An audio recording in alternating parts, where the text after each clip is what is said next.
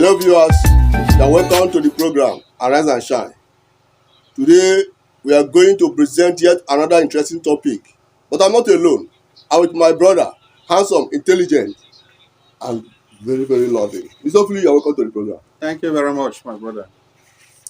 Like we used to do, we are going to run through the part 3 of our great art, Discrimination Against Persons with Disability Prohibition Act. So today we are dealing with part 3, which is road transportation. So quickly, let me look at the sections.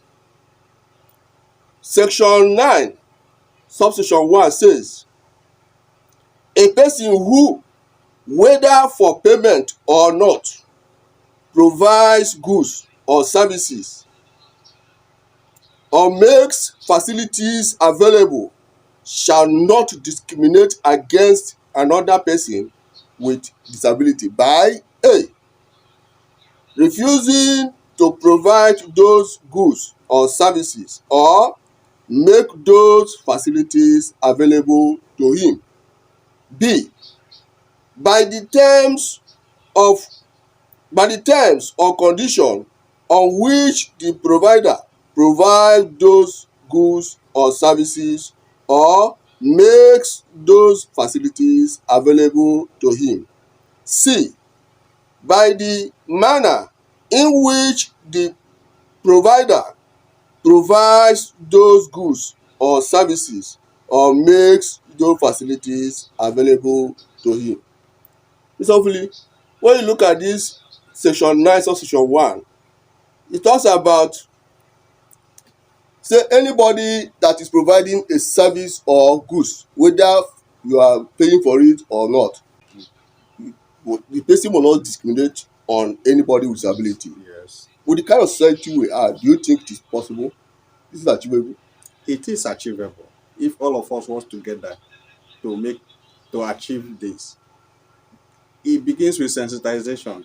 The public should know about this act so that they will prepare their mind and make goods and services readily available to persons living with disability without discriminating upon them. I think it is achievable, but they have to be knowledgeable about it, and we educate them on how they go about doing their business without hurting persons living with disability. Because if you look at that A part of that subsection where it says the person must not refuse to provide those services or goods to person with disability. Okay. Then it says whether you are paying for it or not. Okay. I'm looking at a situation where somebody is mentally retarded and he walks into a beer parlor. Do you think they can be welcome in such place regarding the contents of this bill? Well, morally, we can talk about it. There are exceptions to the law. You cannot attend to a mad person giving him beer where you know it might aggravate his situation. But when you know that if the madman takes the mentally retarded person takes the beer, it might not be able to affect him negatively. There's no problem about that. So what you're saying is that if what the person is seeking for is right for him, it should be given to that person. Yeah. All right. Let's go to section 10. Section 10, subsection 1 says, government transport service providers shall make provisions for lifts, ramps, and other necessary aids to enhance the accessibility of their vehicles, parks, and bus stops to persons with disabilities, including those on wheelchair. Says they should provide lifts and ramps that will make people with disability be able to access the compound and also access the vehicle.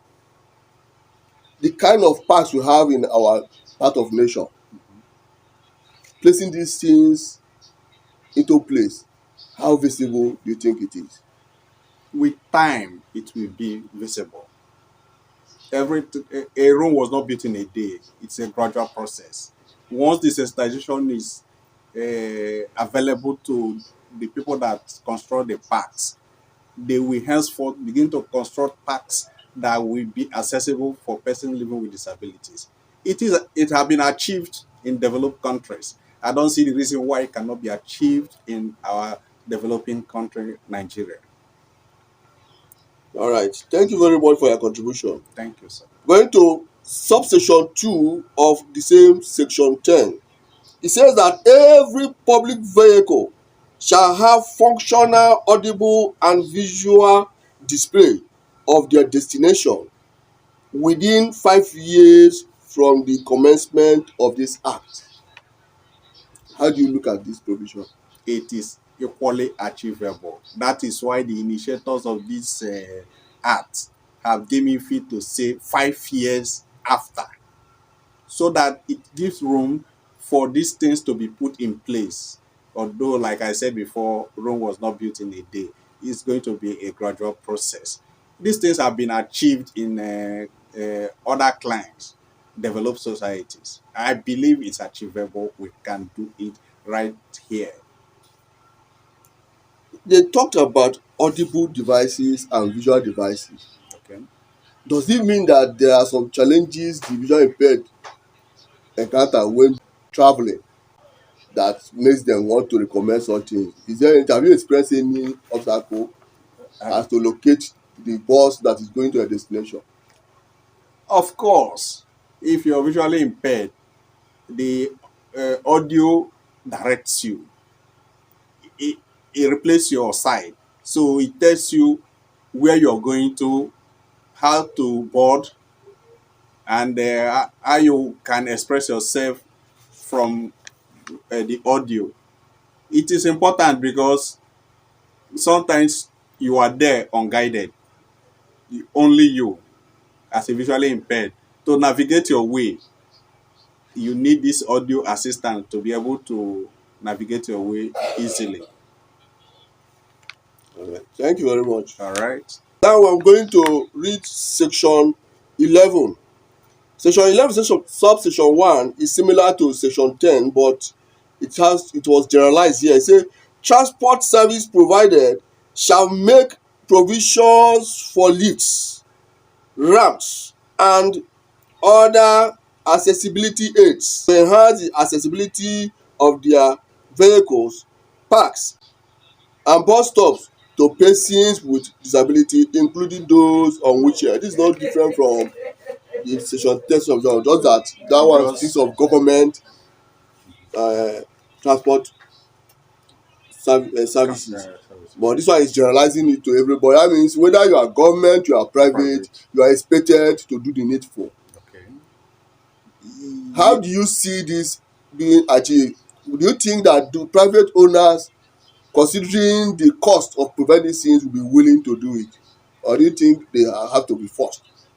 What's your opinion? Whether they are forced or not, gradually things will normally fall in place. I think government have a big role to play in this by giving them a kind of task holidays to be able to do all of this, because a private investor, what is interested in is return on the investment. It's not going to talk about how other people can be carried along. So government will now come in to give them a kind of tax rebate so that they will be able to construct these facilities to enable persons living with disability access parks and their vehicles. I think it's achievable. All right. Thank you very much.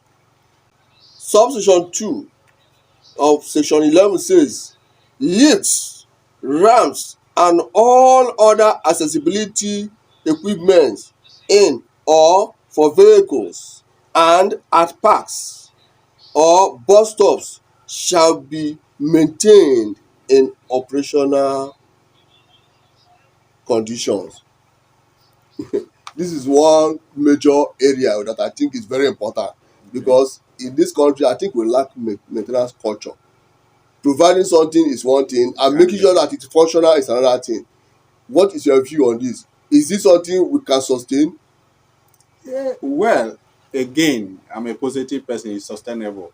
We can do it by putting in place offices that will be able to take care of maintenance.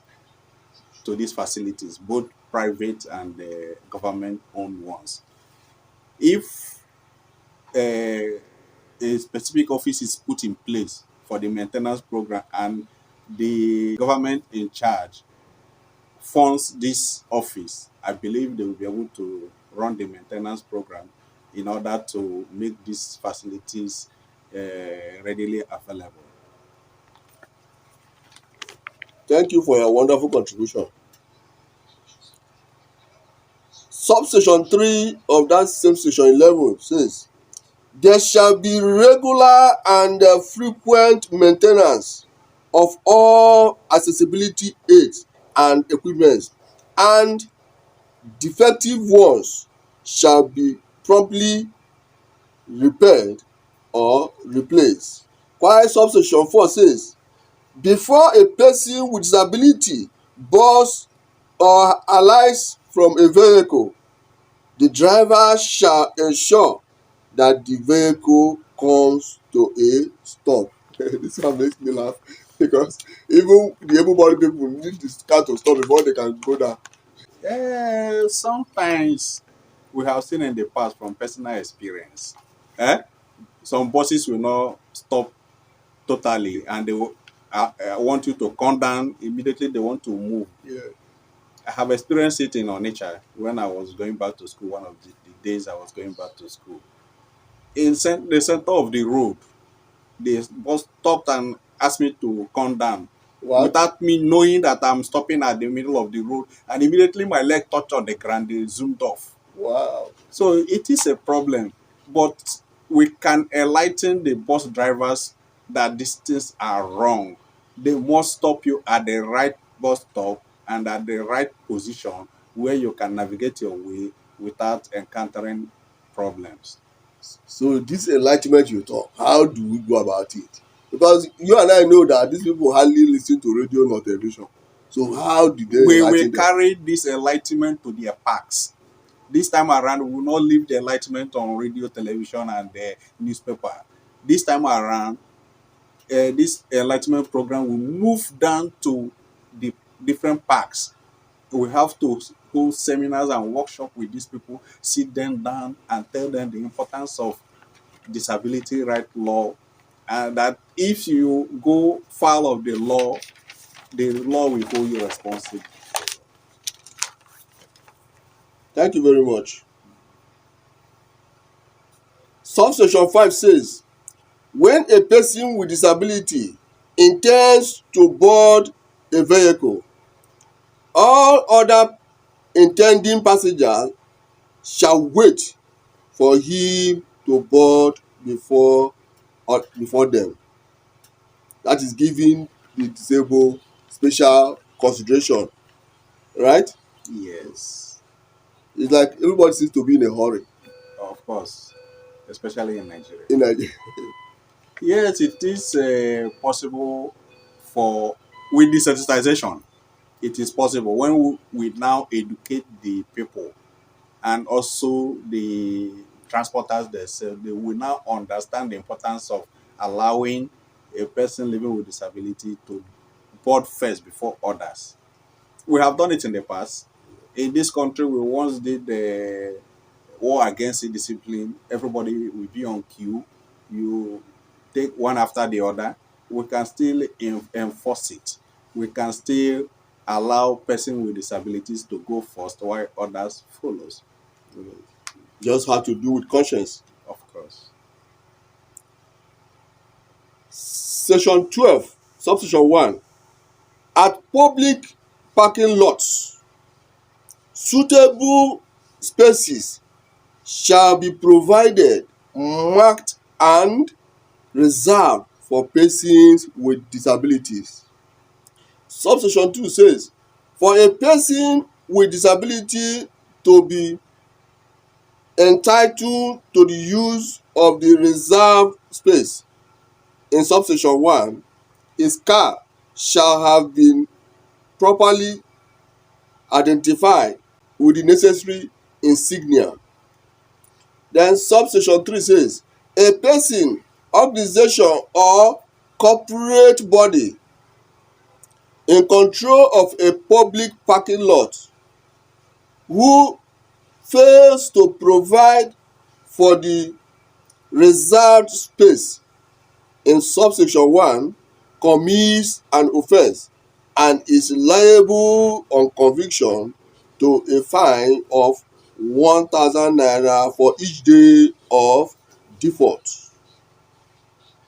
Subsection 4 says a person without disability who parks a vehicle in the reserved space in subsection 1 commits an offence and is liable on conviction to a fine of 5,000 naira. It's talking about providing a parking space in every park, public park. I say if an organization that fails to provide a park, any organization that fails to provide that will pay a fine of 1,000 for each day of default. Okay. And if anyone that does not have disability parks there, that person is liable to pay 5,000 naira. Is it enough to discourage them, or is it enough to encourage people to provide spaces? Do you think it can work? It will work because there is a fine attached to it. You might think 1,000 naira is a small amount, but because you stayed there maybe more than 1 day, 2 days, it accumulates. If it's more than one car or two is involved, the money begins to get shoot up. So the organization will not like to pay. So they would like to abide to the law in order not to pay this fine. I strongly believe that this will work with sensitization attached to it. So it's a question of time. It's a question of time, yes. Subsection 5 says a person who intentionally obstructs the reserved space in subsection 1 commits an offence and is liable on conviction to a fine of 5,000 naira. So that is if you block the entrance intentionally. How do you determine intention? Whether the person made a mistake? How do you determine that? Don't you think that Well, will... the law enforcement agents will answer that. I might not be in the right position to do so. The law enforcement agencies knows when you are intentionally blocking the way or not blocking the way. So I will leave that to the law enforcement agencies to interpret? Yes. And finally, subsection 6 says subsection 4 does not apply if a person with disability is a passenger in the vehicle. That is, if you are not with disability and you park in that space, but you have a disabled in your vehicle, the law will not be against you. Is that okay? It is okay. It is okay. Considering the person who is disabled and in that vehicle, I think the right is being protected. And viewers, we have successfully today run through part 3 of that act. As you know, our aim of doing this program is to sensitize the people, letting you know what is contained in the act, what you are expected to do, and how you will help us to make the society accessible. It's all about accessibility, about comfort, and about making your brothers and sisters enjoy their stay on earth. Don't forget that you have to subscribe to this channel, share it, like it, because with you, everything will be happening. Mr. Hopefully, before we go, what is your final word? My final word is that this act we are talking about, we want it to be domesticated in Delta State and implement it so that everybody living with disability will not be left behind. Thank you very much. Thank you for coming. Thank And you I think I support you for that. That is the greatest thing we need. Adoption and domestication of the art. Not just in our state, Delta State, but in all the states where they have failed to do that. Please, our excellencies, we are pleading with you. It is something that is dear to us, and we will be happy if you touch us in that manner. Till we meet again, don't forget, with you, we will heal the sky. Without us, there is nothing about us.